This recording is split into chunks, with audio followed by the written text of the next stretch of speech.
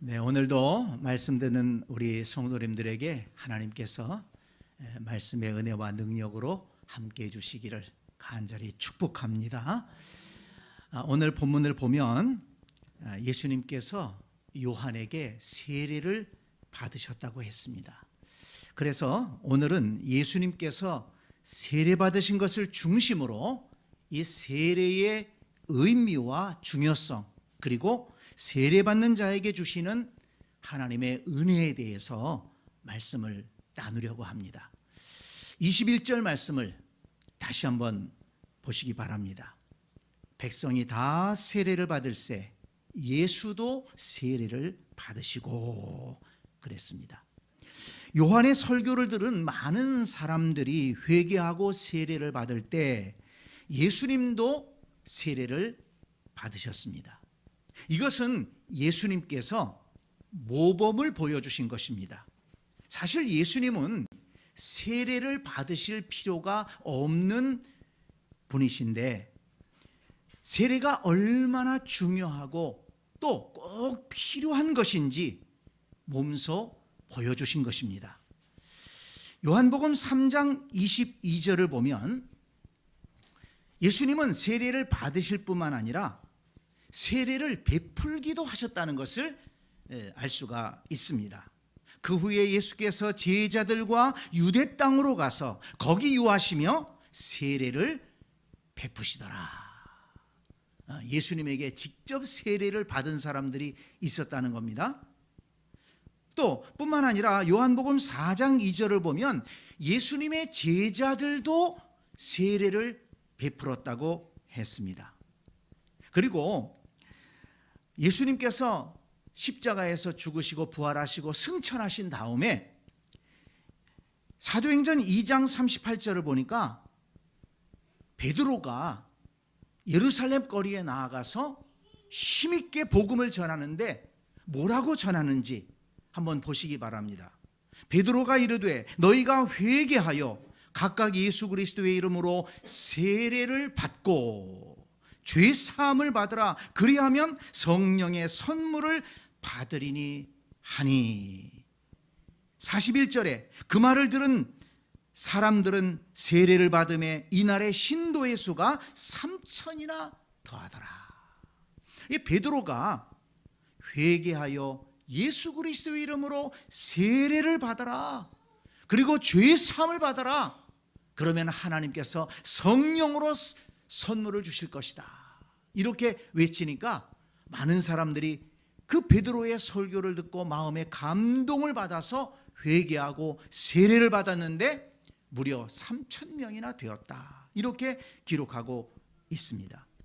이 베드로의 사역뿐만 아니라 사도행전 8장 12절에 보면 빌립이 사마리아 성에 내려가서 예수 그리스도를 전하고 하나님의 나라를 전했더니 많은 사람들이 예수님을 믿게 된 것입니다.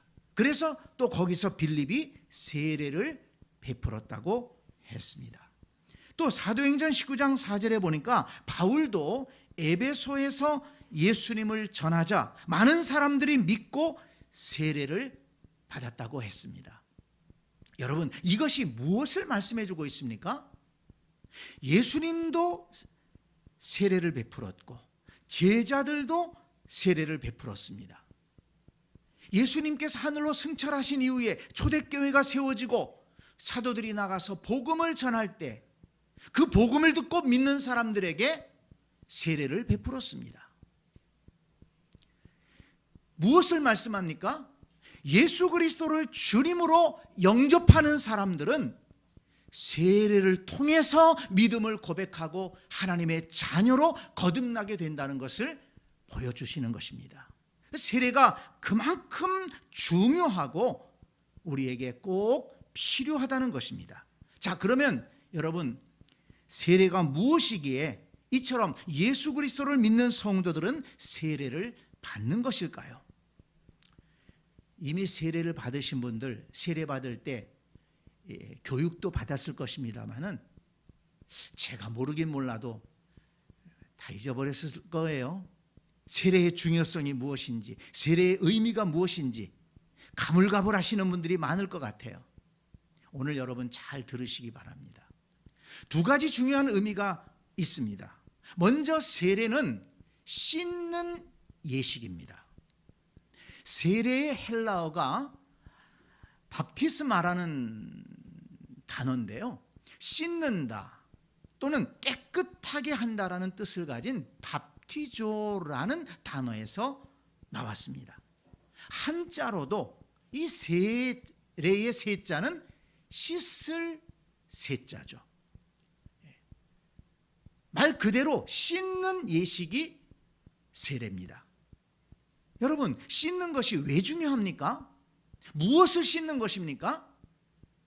요한복음 13장 8절을 보면 여러분들이 잘 아시는 사건인데요, 예수님께서 잡히시기 전날 저녁에 제자들과 함께 만찬을 나누시는데 그 전에 예수님께서 제자들의 발을 씻어 주시려고 나서셨습니다. 허리에 띠를 띠고 대야에 물을 떠다가 제자들 한 사람 한 사람을 발을 씻어 주시려고 하신 것입니다. 그랬더니 베드로가 뭐라고 얘기합니까? 예수님, 무슨 말씀을 하십니까? 저의 발은 절대로 씻지 못하십니다. 베드로가 거부를 한 것입니다. 왜 그렇습니까? 유대 사회에서 이 발을 씻어준다는 것은 종이 하던 일이었습니다. 노예들이 하던 일이었습니다. 주인이 바깥에서 돌아오게 되면 그 유대 지방은 먼지가 많은 지역 아니겠습니까? 그러니까 주인이 나갔다 들어오면 발 씻을 물을 대령에다가 종이 주인의 발을 씻어주는 거예요. 그런데 제자들이 예수님의 발을 씻겨드린다면 말이 되지만 어떻게 예수님이, 주님께서 제자들의 발을 씻어줍니까? 그러면서 베드로가 안 됩니다, 그렇게 손사래를 친 것입니다. 그런데 여러분, 예수님께서 이렇게 대답하십니다. 잘 들어보세요. 예수께서 대답하시되 내가 너를 씻어주지 아니하면 네가 나와 상관이 없느니라. 다시 한번 읽습니다. 내가 너를 씻어주지 아니하면 네가 나와 상관이 없느니라. 예수님께서 씻어주셔야만 예수님과 상관이 있다는 거예요. 구원받을 수 있고 하나님의 자녀가 될 수 있고 예수님의 제자가 될 수 있다는 것입니다. 조금 더 나아가서 그러면 뭘 씻어준다는 것입니까? 요한계시록 7장 17절을 보니까 하나님 나라의 광경이 펼쳐지고 있는데 거기 14만 4천 명 구원받은 성도를 예표하는 14만 4천 명이 모여서 하나님을 찬양하고 예배하고 있습니다.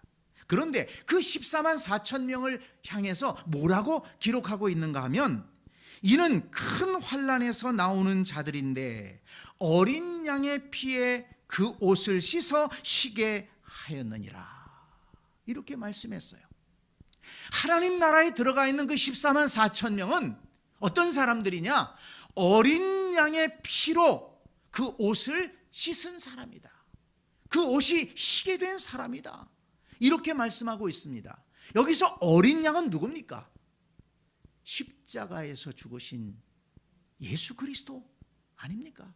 어린 양의 피, 십자가에서 흘리신 예수 그리스도의 피를 말하는 것입니다. 옷을 씻어 희게 되었다. 죄와 허물로 더러워진 모든 인생들의 죄가 예수 그리스도의 피로 깨끗하게 씻어졌다는 것을 말씀합니다. 그러니까 하나님 나라에서 흰 옷을 입고 하나님을 찬양하며 영광을 돌리고 있는 그 14만 4천 명은 예수 그리스도의 피로 희게 된 거룩한 백성이라는 말씀입니다. 그렇기 때문에 여러분, 예수님께서 베드로에게 하신 말씀과 연결되지 않습니까? 내가 너를 씻어주지 아니하면 네가 나와 상관이 없느니라. 그러니까 예수님께서 발을 씻어주신 것은 이건 시작에 불과하다는 것입니다. 예수님께서 씻어주신 것은 예수 그리스도께서 십자가에 달려 피를 흘리시고 그 보혈로 우리의 허물과 죄를 씻어주셨다는 것을 말씀하는 것입니다. 여러분, 세례가 의미하는 것은 예수 그리스도의 십자가의 보혈로 우리의 허물과 죄를 씻어주셔서 우리가 의롭게 되었다는 것을 의미하는 것이라는 것을 다시 한번 기억하시기 바랍니다. 잊지 마시기 바랍니다. 그러니까 이 세례라는 것이 얼마나 중요합니까? 세례를 통해서 우리가 믿음을 고백하고 주님을 우리의 마음속에 영접합니다. 예수 그리스도를 우리의 삶의 주인으로 모십니다. 하나님을 우리 인생의 우리 영혼의 아버지로 섬깁니다. 그럴 때 어린 양 되시는 예수 그리스도의 보혈이 우리의 모든 죄와 허물을 씻어 우리로 거듭나게 하고 의롭게 하고 하나님의 자녀로 새롭게 한다는 것입니다. 그러니까 이 세례는 단순히 교회의 회원이 되기 위한 어떤 그런 행사가 아니라는 것입니다.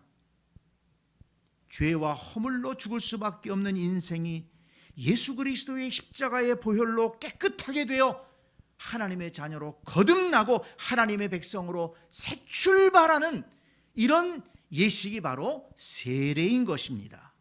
얼마나 소중한 예식입니까? 또 하나 세례의 의미는 예수 그리스도와 함께 죽고 예수 그리스도와 함께 다시 사는 것이 세례입니다. 전통적으로 우리 장로교에서는 세례식에서 머리에 물을 뿌리는 세례를 베풀고 있습니다. 약식 세례라고 이렇게 표현을 하는데요. 원래 세례를 베풀 때는 강에 가서 세례 받는 사람을 머리끝까지 물속에 담급니다. 그리고 다시 꺼냅니다. 왜 그렇게 하느냐? 그걸 침례라고 하죠. 지금도 침례를 고집하는 이런 교단들이 있습니다만은 그걸 가지고 다툴 이유는 없습니다. 세례를 베풀던 침례를 베풀던 간에 그 의미를 잊지 않고 우리가 은혜 아래 나아가는 것이 중요한 것이기 때문에 그렇습니다. 그런데 왜 사람의 머리를 물속에다가 집어넣었다가 꺼냅니까?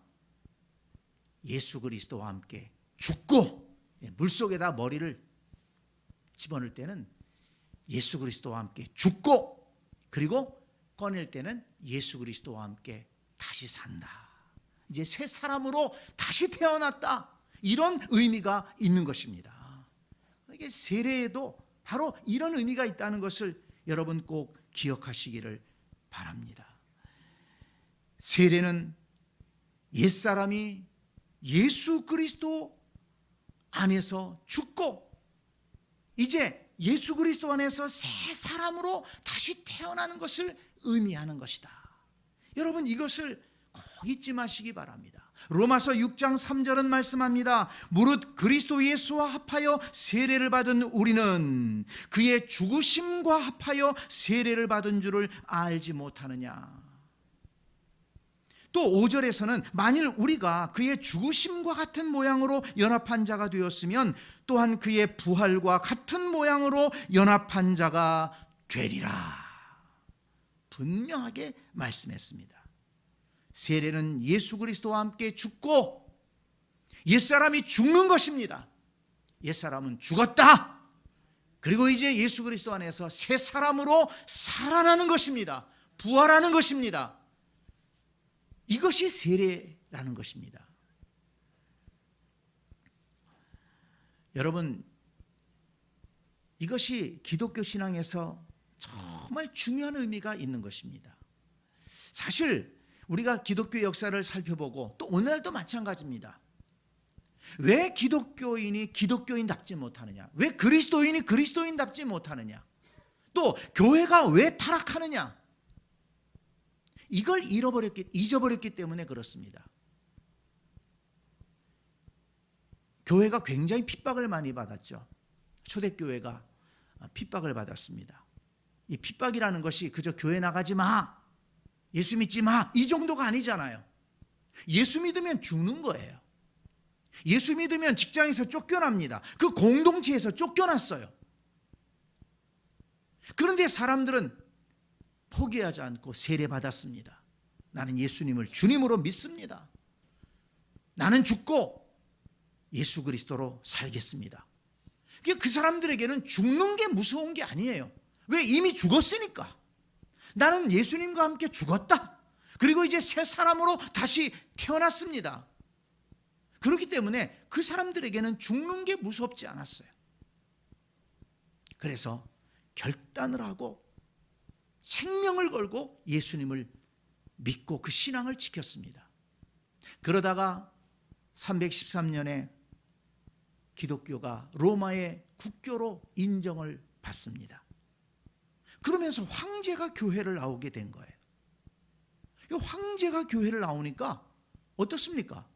그 밑에 있던 신하들이 아니 황제가 교회를 나가는데 자기들이 교회를 안 나가면 되겠어요? 그 황제를 따라서 교회 나오는 거예요. 황제한테 잘 보이려고. 그러다 보니까 이 교회가 이제는 회개가 없이 교인들을 받아들이게 된 거예요. 교회가 핍박을 받을 때에는 어떻게 됐습니까? 예수 믿으면 죽는다는 거예요. 그렇지만 예수님이 주님이시기 때문에, 생명의 주님이시기 때문에 살아계신 하나님, 그 하나님을 믿어야 되기 때문에 그들은 죽기를 각오하고 예수를 믿었습니다. 그런데 이제 신앙의 자유가 찾아왔어요. 교회로 사람들이 몰려 들어왔습니다. 그들에게 회개가 없습니다. 그들이 예수 믿는다고 핍박을 받지 않았습니다. 오히려 예수를 믿어야, 아니 교회에 들어와야 출세길이 열리는 거예요. 황제의 눈에 한 번이라도 더 띄고 그래야 출세길이 열리는 것입니다. 그러다 보니까 중세 기독교가 타락하게 된 것이고 중세 기독교를 암흑의식이라고 얘기를 한 것입니다. 그러다 보니까 신부들도 타락을 하게 되고 권력에 취하고 물질에 취해서 그렇게 화려함에 취해서 기독교는 침체하게 된 것입니다. 타락하게 된 것입니다. 여러분 유럽 여행하시면서 그 화려한 그 예배당들을 많이 보셨을 것입니다. 그 화려한 예배당 좋아하지 마세요. 많은 사람들이 그 예배당 짓다가 죽었습니다. 그 예배당에서 정말 하나님이 기뻐하시는 예배가 드려졌느냐? 그렇지 않다는 거예요. 왜 그렇습니까?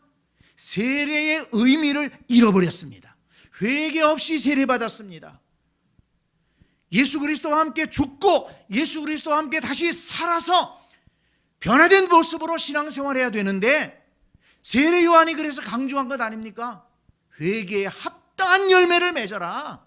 이 독사의 자식들아, 이 독사의 새끼들아, 마귀 새끼들아, 회개에 합당한 열매를 맺고 그리고 주님 앞에 나와라. 그렇게 외친 것 아닙니까? 그런데 이 세례의 의미를 잃어버렸기 때문에 중세 교회는 타락하게 되고 어둠의 시대를 살게 된 것입니다. 성도 여러분, 오늘날도 마찬가지입니다. 오늘날도 이 세례의 의미를 알고 내가 예수 그리스도와 함께 죽고 예수 그리스도와 함께 살았다, 이 믿음 가지고 신앙생활 해야만이 살아있는 신앙생활 할 수가 있는 것입니다. 회개 없이 교회에 들어오고 회개 없이 신앙생활하고 죽는 것이 없이 신앙생활하기 때문에 오늘날 교회도 많은 문제들이 있는 것입니다. 왜 복음에는 문제가 없는데 왜 교회에는 문제가 있느냐? 회개 없이 세례받기 때문에, 예수 그리스도와 함께 죽고 예수 그리스도와 함께 사는 이 신앙을 잃어버렸기 때문에, 복음에는 문제가 없는데 예수 그리스도에게 무슨 문제가 있습니까? 생명을 살리는 복음인데 교회에는 문제가 있고 교인들에게는 문제가 있게 되는 것입니다. 그러므로 저와 여러분들이 정신을 차리고 이 세례의 정신을 잊지 말고 나는 예수 그리스도와 함께 죽고 이제 예수 그리스도와 함께 다시 살아서 새로운 삶으로 신앙생활한다. 이 믿음을 갖게 되기를 간절히 축원합니다. 죄에 대해서 죽고 의에 대해서 사는 것입니다. 세상에 대해서 죽고 하나님 나라의 백성으로 다시 사는 것입니다. 교만한 심령이 죽고 겸손한 사람으로 거듭나는 것입니다. 우리 자신의 못된 성품과 정욕에 대해서 죽고 예수 그리스도의 아름다운 성품으로 다시 사는 것입니다. 그래서 갈라디아서 3장 27절에 보면 이 세례에 대해서 이렇게 말씀합니다. 누구든지 그리스도와 합하기 위하여 세례를 받는 자는 그리스도로 옷 입었느니라. 세례를 받는 자는 그리스도로 옷 입었느니라. 그리스도로 옷 입고 살아가야 된다는 것입니다. 예수 그리스도를 주님으로 고백하고 세례를 받은 성도는 옛사람을 벗어버리고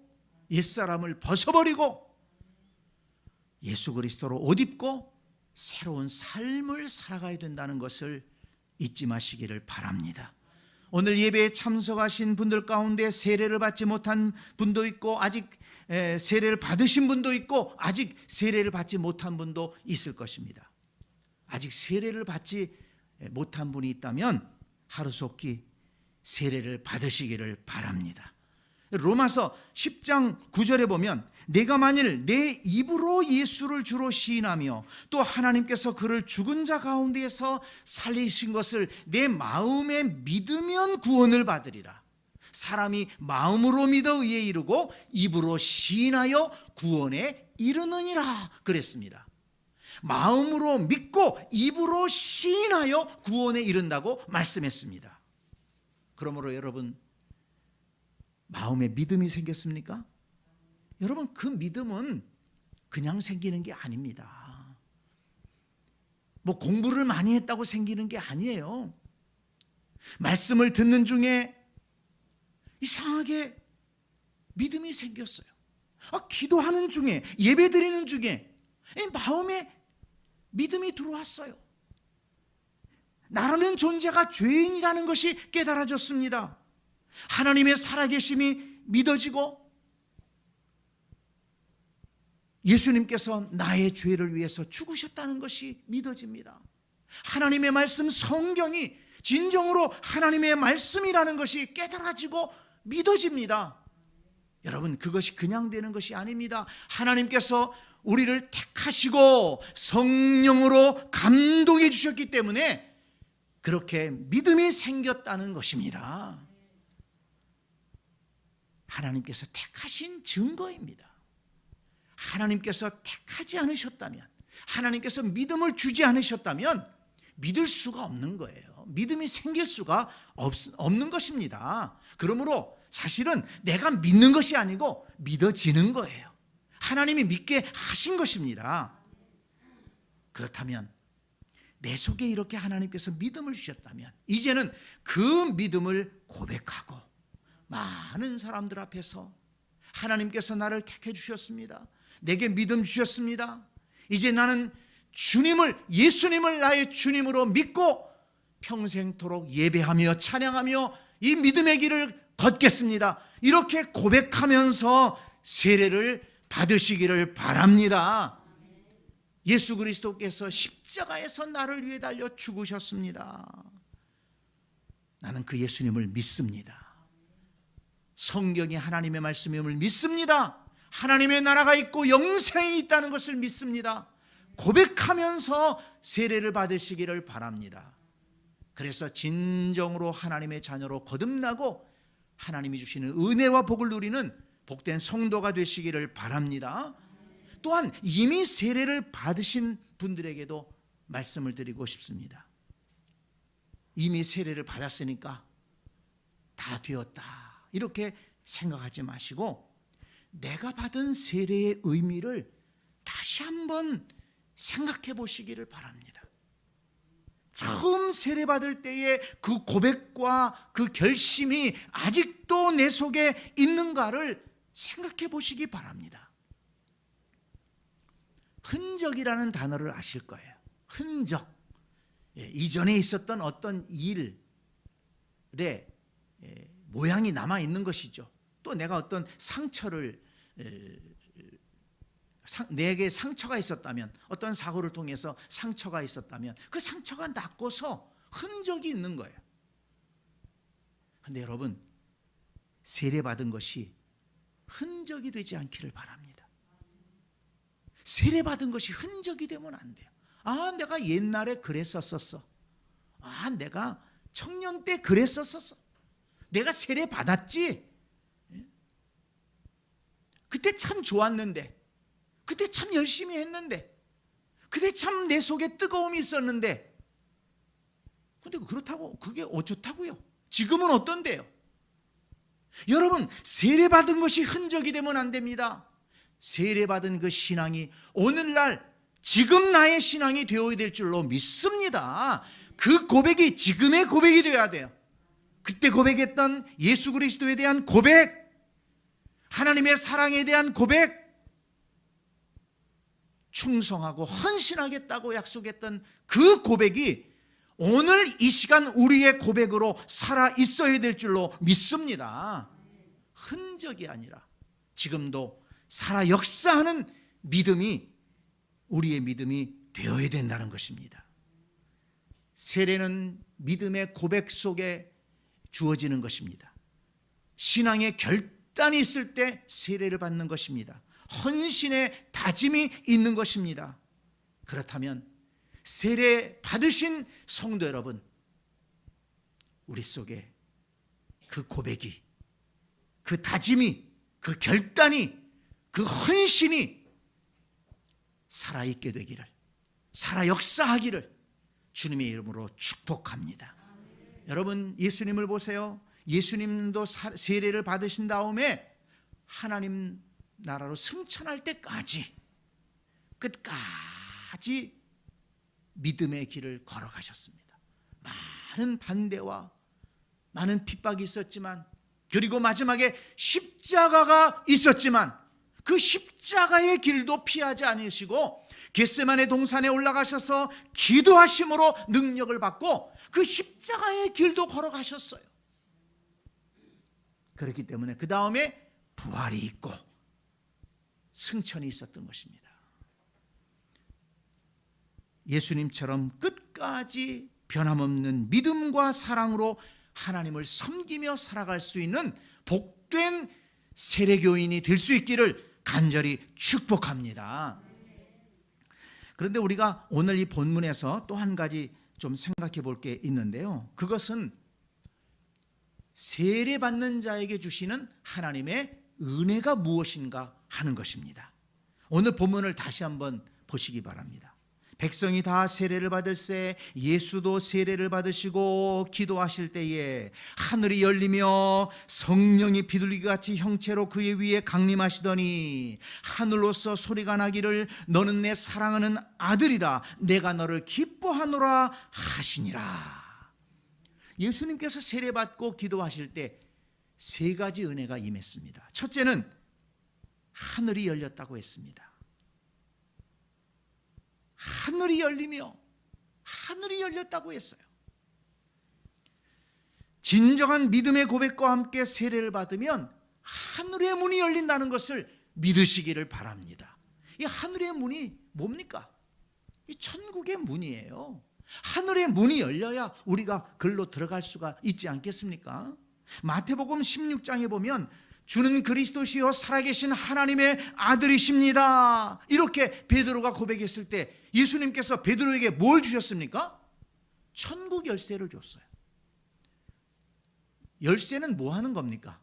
문을 따는 데 쓰는 게 천국 열쇠 아니겠어요? 그러니까 베드로가 주는 그리스도시요 살아계신 하나님의 아들이십니다 라고 고백할 때 천국의 문을 열 수 있는 열쇠를 주셨다는 거예요. 그 신앙 고백이 하나님 나라의 문을 연다는 것입니다. 우리가 진정으로 고백할 때 하늘의 문을 열 수 있고 하늘의 문이 열린다는 것을 믿으시기를 바랍니다. 네. 또 신명기 28장 12절에 보니까 여호와께서 너를 위하여 하늘의 아름다운 보고를 여시사, 이런 말씀이 있어요.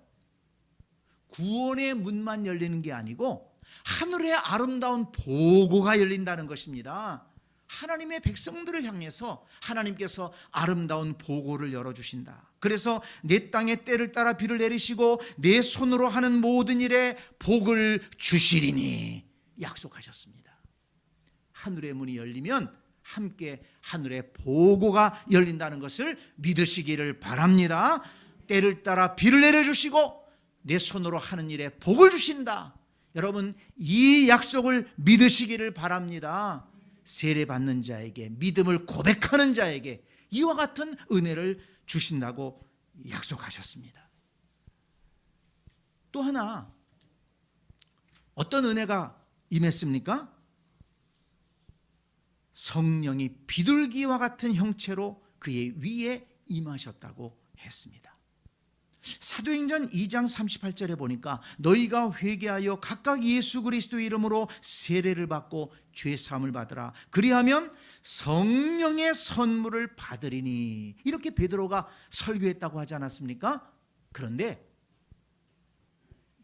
예수님이 세례를 받으실 때 바로 이 은혜의 역사가 나타났다는 것입니다. 성도 여러분, 예수 그리스도를 믿음으로 고백하고 세례를 받고 기도하는 성도들에게는 약속하신 성령이 임하신다는 것을 믿으시기를 바랍니다. 예수님이 말씀하셨잖아요. 내가 가면 너희에게 보혜사 성령을 보내줄 것이다. 그 성령님이 오시면 우리를 인도하시고 또 하나님 나라에 갈 때까지 보호하시고 지켜주신다는 것을 믿으시기를 바랍니다. 또한 예수님께서 세례받으시고 기도하실 때 하늘로부터 음성이 들렸어요. 너는 내 사랑하는 아들이라, 내가 너를 기뻐하노라.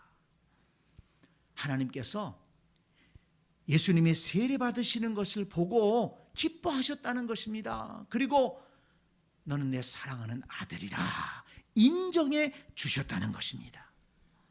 여러분, 세례는 이처럼 하나님이 기뻐하시는 일입니다. 믿음을 고백하고 세례를 받는 성도를 하나님께서 기뻐하신다는 것입니다. 그리고 이제 너는 내 아들이다, 사랑하는 아들이다, 사랑하는 딸이다, 이렇게 인정해 주신다는 것입니다. 여러분, 당연한 것 아니겠습니까? 세례받고 믿음으로 살겠다고 결단하는데 하나님께서 얼마나 기뻐하시겠습니까?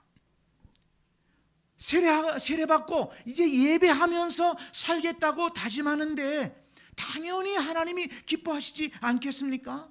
이제 하나님 말씀에 순종하며 살겠다고 결심하는데 하나님이 얼마나 기뻐하시겠습니까? 하나님이 당연히 인정해 주시지 않겠습니까? 세례받고 믿음으로 예배하며 찬양하며 순종하며 살아가는 성도를 하나님은 당연히 하나님의 자녀로 인정해 주시고 붙들어 주시고 은혜를 주시고 복을 내려주신다는 것을 믿으시기를 바랍니다. 그런데 여러분, 여기서 한 가지 놓치지 말아야 될 것이 뭐냐면, 이와 같은 은혜를 언제 주셨다고 했습니까? 예수도 세례를 받으시고 기도하실 때에 라고 기록하고 있습니다. 기도하실 때에, 이 역사가 누가는 이걸 빼먹지 않았어요. 기도하실 때에 이와 같은 은혜가 임했다는 것입니다.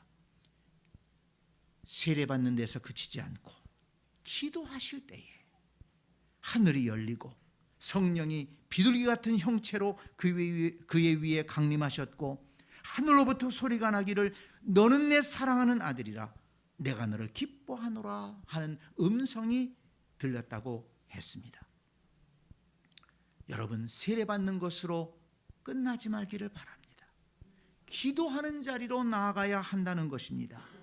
세례받고 기도하는 자리로 나아갈 때 예수님께서 경험하셨던 것처럼 놀라운 은혜를 경험할 수 있다는 것을 기억하시기 바랍니다. 성경이 그래서 그렇게 기록하고 있는 것입니다. 세례 받으시고 기도하실 때에 이것을 기록하고 있는 것입니다. 하늘이 열리는 은혜, 성령이 비둘기 같은 형체로 강림하시는 은혜, 너는 내 사랑하는 아들이라 내가 너를 기뻐하노라 하시는 그 말씀의 은혜, 이 은혜가 세례받고 기도할 때 임한다는 것을 여러분 꼭 기억하시기 바랍니다. 세례받은 데서 그치지 말고 기도하는 자리로 나아가라는 것입니다. 성도 여러분, 예수님은 우리의 모범을 보여주셨습니다. 예수님은 세례받으시고 기도하시면서 놀라운 은혜를 경험하셨습니다. 그리고 믿음으로 승리하셨고 끝까지 사명의 길을 걸어가셨습니다. 오늘 저와 여러분도 세례받고 기도함으로 하나님의 은혜를 경험해서 끝까지 믿음으로 승리하고 끝까지 사명의 길을 걸어가는 복된 성도들이 되어야 될 줄로 믿습니다. 여러분, 세례받았다는 것은, 세례를 받는다는 것은 정말 놀라운 일입니다. 하나님께로부터 큰 은혜를 받았다는 증거입니다. 나 같은 죄인이 어떻게 하나님을 믿고 어떻게 예수 그리스도 안에서 거듭나고 새롭게 되어서 하나님의 자녀가 될 수 있는지, 날마다 하나님의 은혜 가운데 살아갈 수 있는지, 영원한 하나님의 나라를 소망하며 살아갈 수 있는지 놀라운 은혜가 우리에게 임한 것입니다. 이 세례를 통한 이 은혜를 잊지 말고 끝까지 믿음에 승리하는 복된 성도들이 되시기를 간절히 축복합니다. 아멘.